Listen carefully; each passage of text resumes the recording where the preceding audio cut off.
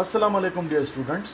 आज का हमारा जो टॉपिक है वो है calculation for energy of electron in an orbit. Electron अगर किसी ऑर्बिट में है तो उस ऑर्बिट में इलेक्ट्रॉन की एनर्जी क्या होगी, उसके लिए आज हम एक इक्वेशन डिराइव करेंगे और फिर उस इक्वेशन के बेस पे हम कैलकुलेशन करेंगे। हम इस काबिल हो जाएंगे कि अगर इलेक्ट्रॉन फर्स्ट शेल में है तो हमें पता चलेगा कि इसकी एनर्जी कितनी है, अगर इलेक्ट्रॉन सेकंड शेल में है, थर्ड में है, फोर्थ में है, फिफ्थ में है, तो हर एक शेल में हमें पता चलेगा कि इलेक्ट्रॉन की टोटल एनर्जी कितनी है। तो आज का हमारा ये वीडियो जो है वो इस मुतालिक है। तो let's start the video. The total energy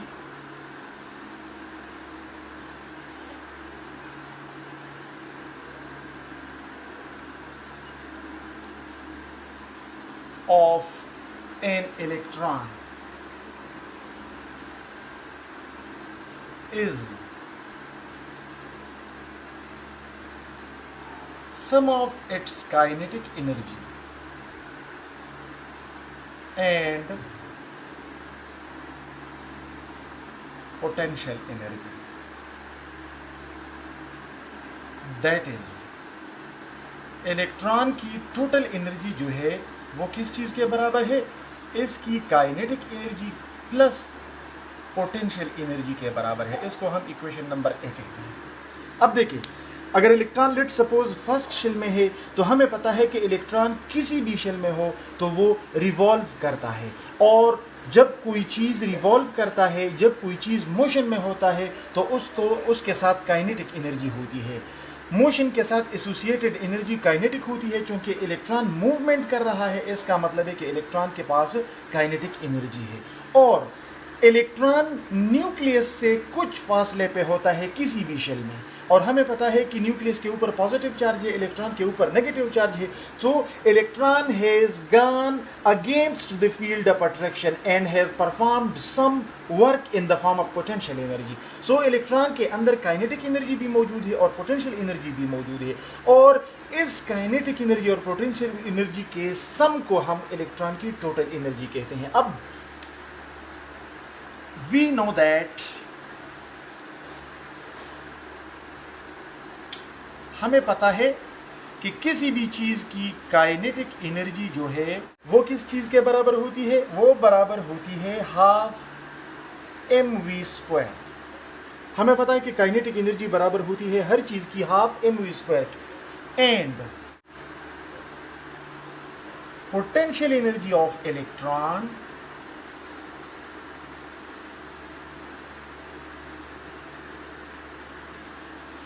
is equal to the work done in bringing it from infinity to a point where it is at a distance r from the nucleus।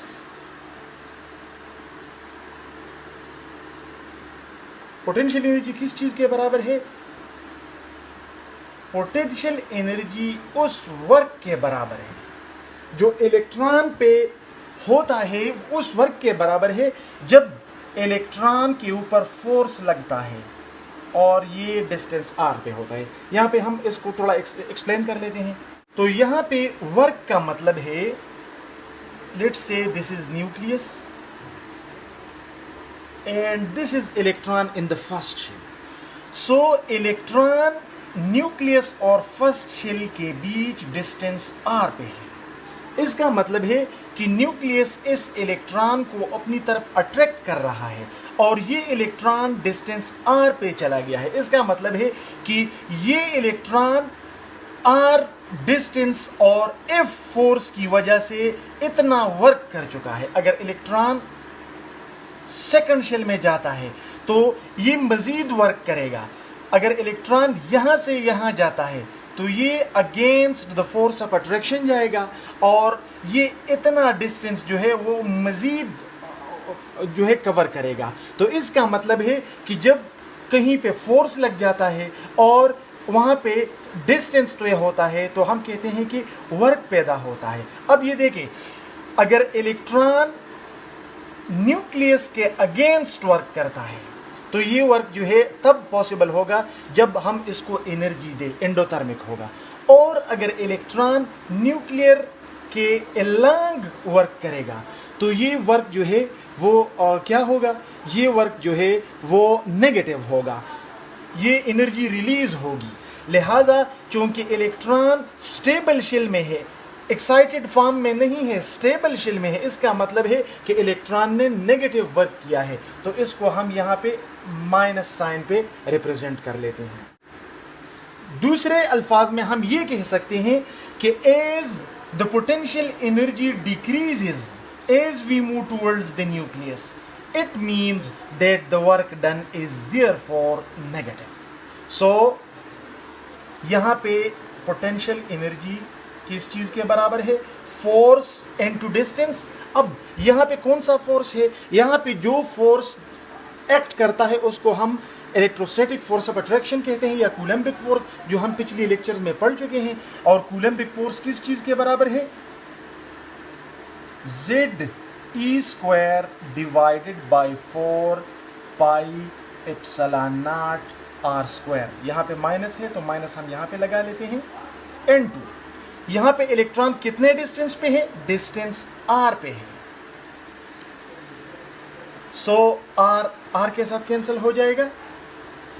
Potential energy किस चीज के बराबर हो जाएगी, minus Z E square divided by 4 pi epsilon naught R।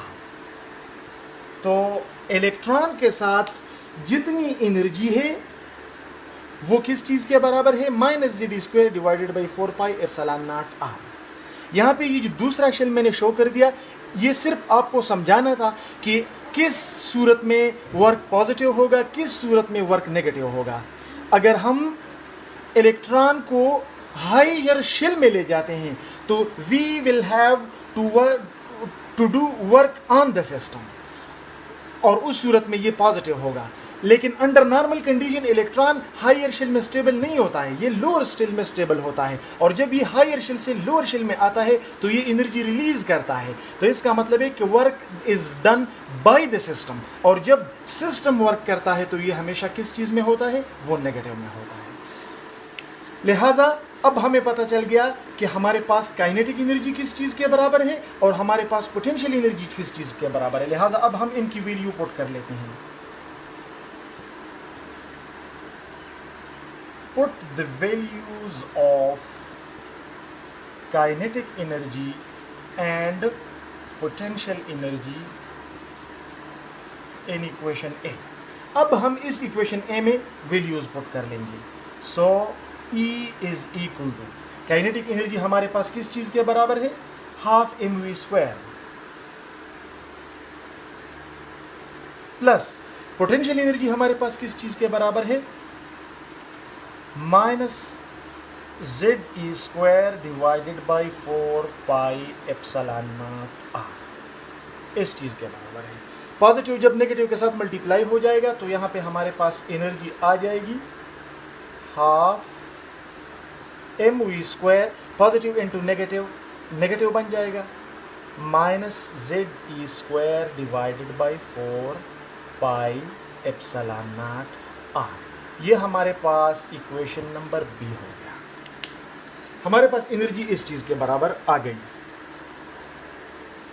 अब next हम क्या करेंगे,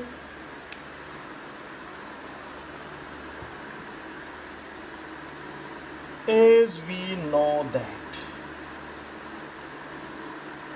हमें पता है कि mv स्क्वायर किस चीज के बराबर है, Z E square divided by 4 pi epsilon naught R के बराबर है। ये कहां से आया, हमने कल रेडियस की डेरिवेशन में पढ़ा था कि F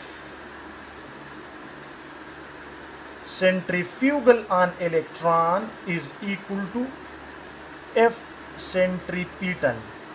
हमने कल पढ़ा था कि जब इलेक्ट्रॉन यूनिफॉर्म सर्कुलर मोशन में होता है तो उसके ऊपर दो फोर्सेस एक्ट करते हैं, एक सेंट्रीफ्यूगल फोर्स होता है, एक सेंट्रीपिटल फोर्स। फिर हमने कहा था कि सेंट्रीफ्यूगल फोर्स बराबर होता है mv² डिवाइडेड बाई r के, और सेंट्रीपिटल फोर्स जो इलेक्ट्रॉन और न्यूक्लियस के बीच कूलम्बिक फोर्स है वो दरअसल सेंट्रीपिटल फोर्स है, तो वो बराबर होता है Ze² divided by 4 pi epsilon not r² के। तो ये r इस r के साथ कैंसिल हो गया और हमारे पास mv² जो है वो इसलिए Ze² divided by 4 pi epsilon naught r के बराबर है, जो हमने यहाँ पे लिखा। तो as we know that mv² इस चीज के बराबर है और ये यहां से आया है। So put the value of mv² in equation B. अगर हम इस इक्वेशन बी में mv² के बजाय ये वैल्यू पुट कर लें तो हमारे पास एनर्जी क्या आ जाएगी, हाफ इनटू mv² है, mv² के बजाय हम ये वैल्यू पुट कर लेंगे Ze² divided by 4 pi epsilon naught r। ये हो गया kinetic energy minus Ze² divided by 4 pi epsilon naught r। ये हो गया, या फिर जब 1 और 2 इसके साथ हम मल्टीप्लाई कर लेते हैं तो ये बन जाएगा Ze² divided by 8 pi epsilon naught r minus Ze² divided by 4 pi epsilon naught r। ये हो जाएगा। तो हम क्या कर लेते हैं, अब हम इनका एलसीएम लेते हैं। तो जब हम इनका एलसीएम ले लेते हैं तो ये हमारे पास आ जाएगा 8 पाई एप्सिलॉन नॉट r। हमारे पास आ गया 8 पाई एप्सिलॉन नॉट r का। अब ये 8 पाई एप्सिलॉन नॉट r जो है इस फैक्टर के साथ हम इसको मल्टीप्लाई कर लेते हैं। तो यहाँ पे 8 pi epsilon naught r 8 pi epsilon naught r के साथ कैंसिल हो जाएगा। यहाँ पे हमारे पास आ जाएगा Ze² माइनस, और जब हम 8 पाई एप्सिलॉन नॉट r इस फैक्टर के साथ मल्टीप्लाई कर लेते हैं तो यहाँ पे 2 आ जाएगा, 2 बन जाएगा यहाँ पे 2Ze²। ये हो गया। अब E जो है एनर्जी हमारे पास क्या हो गई, Ze² माइनस 2Ze² से आ गया minus Ze² divided by 8 pi epsilon naught r। ये हमारे पास इक्वेशन नंबर सी हो गया। As we know that r is equal to, r is the radius, और हमने कल इसको डिराइव किया था n² h² epsilon naught divided by Ze² pi m। हमने कल कैलकुलेट किया था रेडियस ऑफ इलेक्ट्रॉन जिसकी वैल्यू इस चीज के बराबर है। सो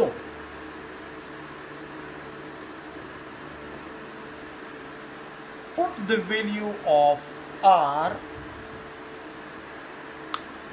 इन इक्वेशन सी। इस इक्वेशन सी में हम r की वैल्यू पुट करेंगे तो ये हमारे पास आ जाएगा E is equal to minus Ze² divided by 8 pi epsilon naught. अब r की वैल्यू हम पुट करेंगे, r के लिए हम पुट कर लेंगे n² h² epsilon naught divided by Ze² pi m है तो ये ऊपर चला जाएगा Ze² पाई m, इस तरह आ जाएगा।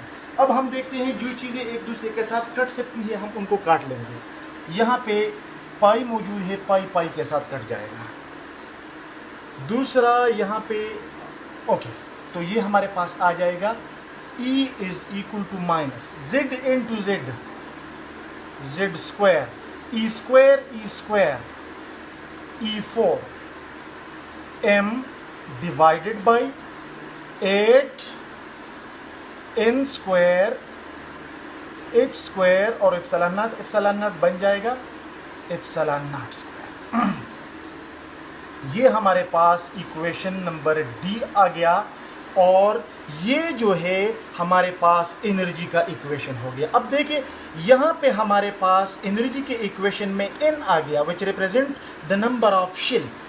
दिस शेल में be first, second, third, fourth. लिहाजा यहाँ पे इस इक्वेशन में E जो है वो रिप्रेजेंट करेगी energy of electron in nth shell. तो यहाँ पे हम छोटा सा n लगा सकते हैं। अगर हम फर्स्ट शेल में एनर्जी मालूम करना चाहते हैं तो यहाँ पे n1 है, तो एनर्जी को हम E1 कहते हैं, यानी energy of electron in first shell. अगर हम सेकंड शेल में इलेक्ट्रॉन की एनर्जी मालूम करना चाहते हैं तो नंबर ऑफ शेल 2 है, तो यहाँ पे हम छोटा सा 2 लगा लेते हैं, यानी इसका मतलब है कि energy of electron in second shell and so on. लिहाजा यहाँ पे हम अब छोटा सा n लगा लेते हैं। ओके, अब नेक्स्ट हम क्या करेंगे, यहाँ पे हम देख सकते हैं कि हमारे पास इस इक्वेशन में कुछ चीज़ें कांस्टेंट हैं और कुछ चीज़ें हमारे पास वेरिएबल है। तो हम कांस्टेंट और वेरिएबल को एक दूसरे से अलग कर देते हैं। For example, minus E charge on electron which is constant, E4, M mass of electron which is constant, divided by 8 is constant. n जो है नंबर ऑफ शेल है, सो नंबर ऑफ शेल 1 भी हो सकता है, 2 भी हो सकती है, 3, 4, so this is not constant, this is variable, हम इसको छोड़ लेते हैं। h is Planck constant, epsilon naught is permittivity constant. हमने कांस्टेंट अलग कर लिए, और यहाँ पे z इज एटॉमिक नंबर हर एक एटम के लिए डिफरेंट है, लिहाजा this is variable, divided by n is number of shell which is also variable। ये हमने कांस्टेंट और वेरिएबल को अलग कर दिया। अब जब हम E4 की वैल्यू, M की वैल्यू और 8 h² और एप्सिलॉन नॉट स्क्वायर की वैल्यू लगाते हैं तो इससे हमारे पास आता है 2.18 into 10 raised to the power -18 जॉल आता है। लिहाजा हम इस वैल्यू को यहाँ पे पुट कर लेंगे, and Z is equal to 1 for hydrogen. So the equation becomes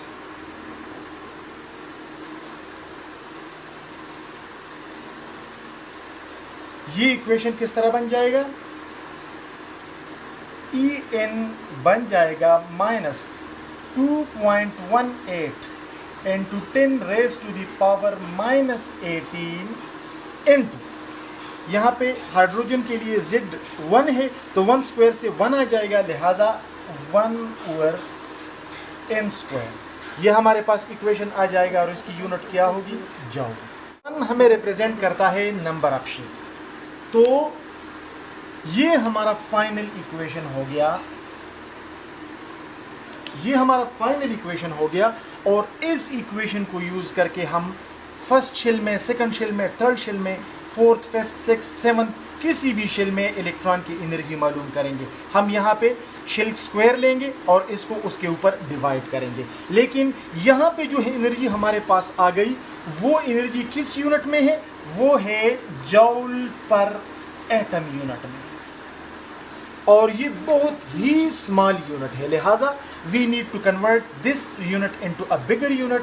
लिहाजा ये En जो है इसको अगर हम बिगर यूनिट में कन्वर्ट कर ले तो ये बराबर होता है -1312.36 into 1/n²।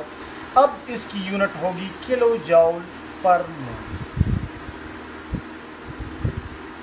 So this is a larger unit. हम नॉर्मली ये यूनिट इस्तेमाल करते हैं। This is a smaller unit.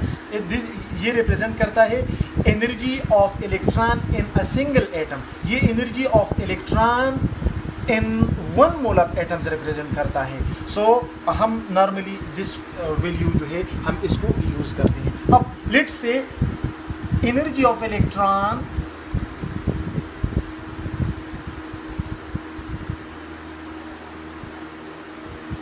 In first shell हम मालूम करना चाहते हैं।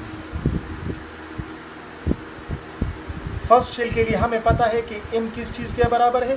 फर्स्ट शेल को हम n = 1 में रिप्रेजेंट करते हैं। फर्स्ट शेल के लिए n की वैल्यू 1 के बराबर है। प्रिंसिपल क्वांटम नंबर इसको हम कहते हैं। प्रिंसिपल क्वांटम नंबर वैल्यू इसकी 1 के बराबर है। लिहाजा अगर हम E1 मालूम करना चाहते हैं तो हमारे पास इक्वेशन है 1312.36 n 1/n² या -1312.36 into 1/।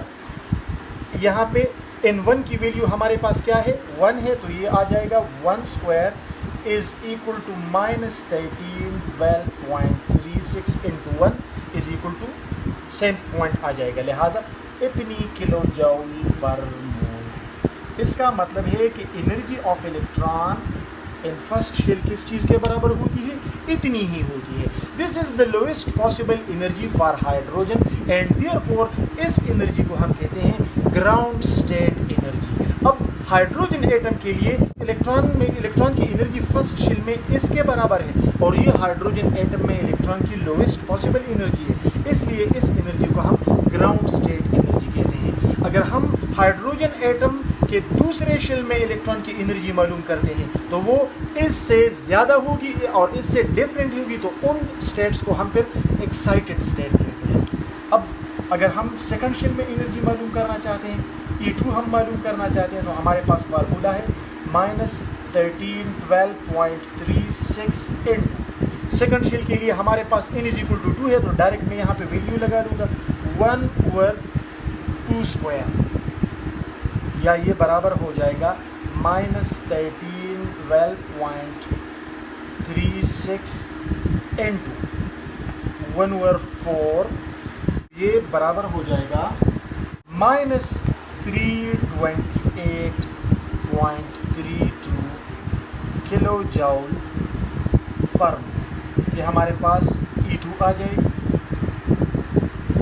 इसी तरह आप थर्ड शेल में, फोर्थ शेल में, फिफ्थ शेल में इलेक्ट्रॉन की एनर्जी बड़ी आसानी के साथ मालूम कर सकते हैं। So this was all about today's topic. If you have any question, you can ask your question in comments. Thank you for watching this video.